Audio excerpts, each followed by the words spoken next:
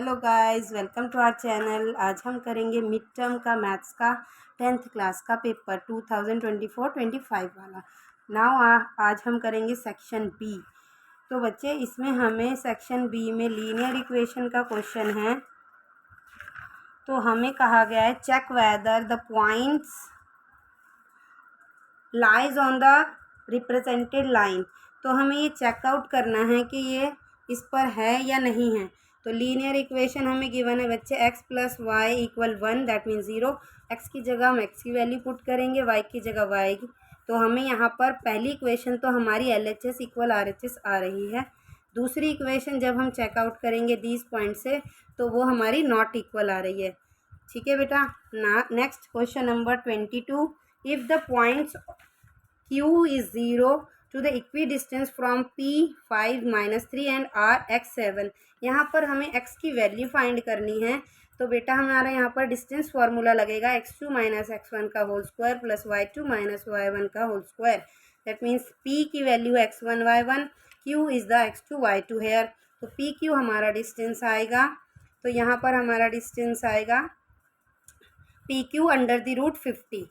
ठीक है। अब नेक्स्ट दोबारा से हम डिस्टेंस फार्मूला लगाएंगे पॉइंट Q और पॉइंट R को लेकर। तो हमारी यहाँ पर एक इक्वेशन बनेगी x² प्लस 25। फिर हम इसको सॉल्व करेंगे तो हमें कहा गया है कि PQ is equal QR। So that means ये इक्वी डिस्टेंस पर हैं। तो हम दोनों इक्वेशन के इक्वेशन 1 एंड 2 को इक्वल रख देंगे, यानी root under 5 is equals 2 under the root x² plus 25। यहाँ से रूट हम कैंसिल आउट करेंगे।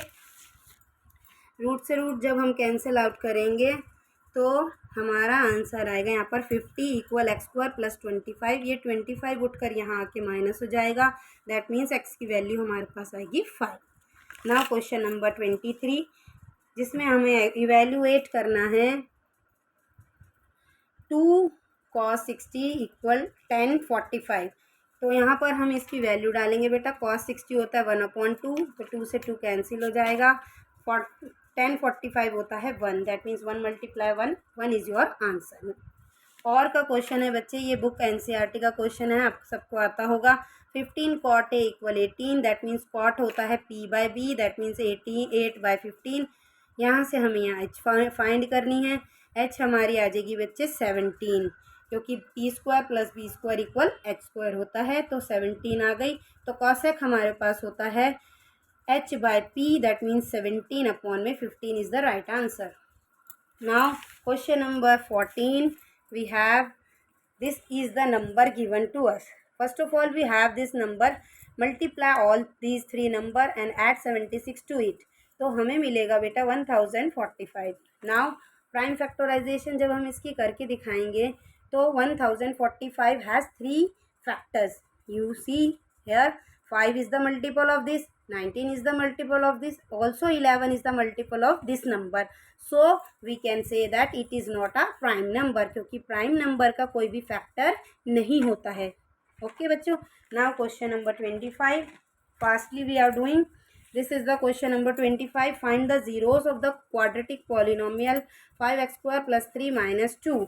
Here we have a is 5, b is 3 and 2, c is minus 2. तो alpha plus beta are the sum of the zeros. ये formula लगाएंगे तो this is the simple. So now इसका question number और का है।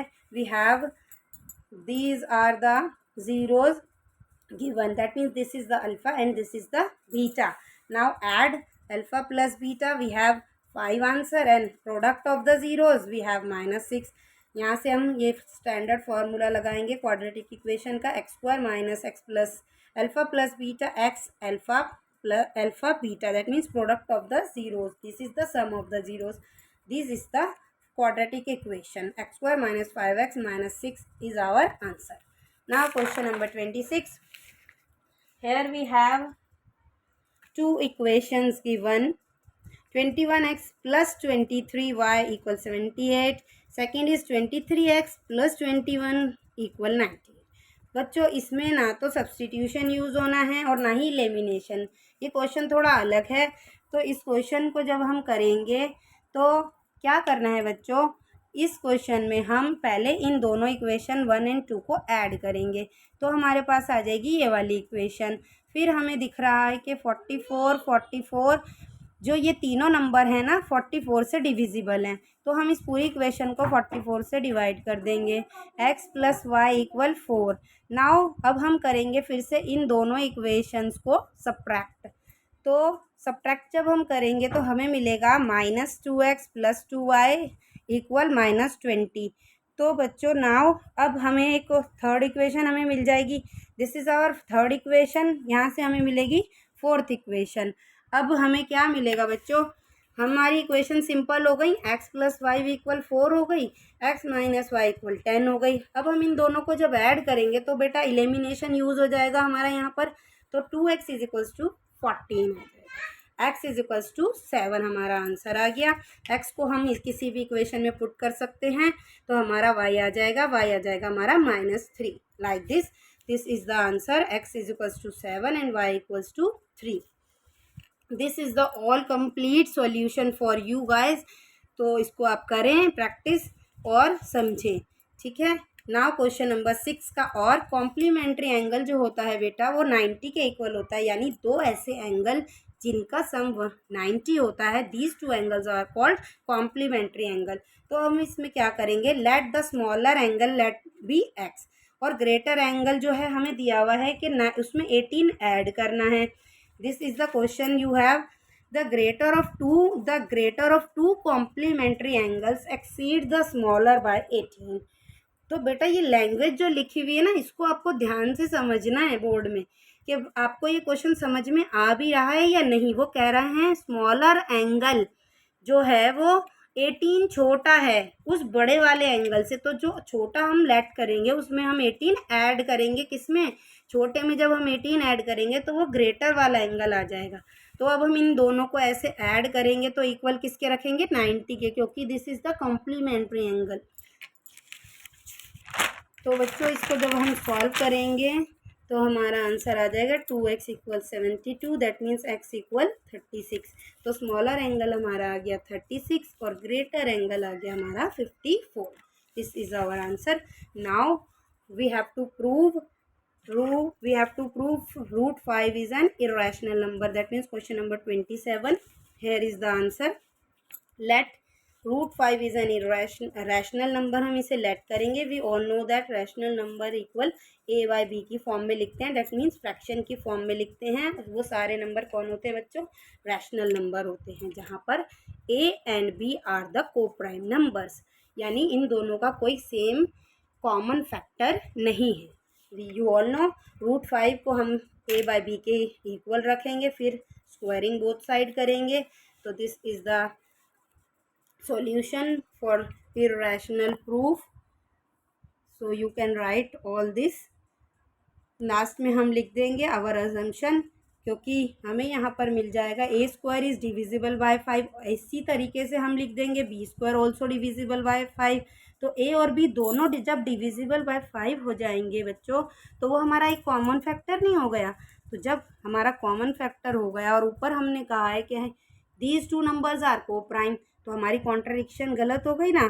तो इसीलिए हम लिखेंगे our assumption is incorrect, √5 is an irrational number. Now question number 28। This is the question number 28। We have here we use PPT theorem बेटा। we all know AB is parallel to PQ। तो हम यहाँ पर in triangle POQ use करेंगे BPT। तो OA upon AP equal OB upon में BQ। This is the solution for question number 28। here is the question number solution of question number 29। You can see यहाँ पर हम question number 29 solve करेंगे like this. Please subscribe, like and comment my channel. बाकी के solution next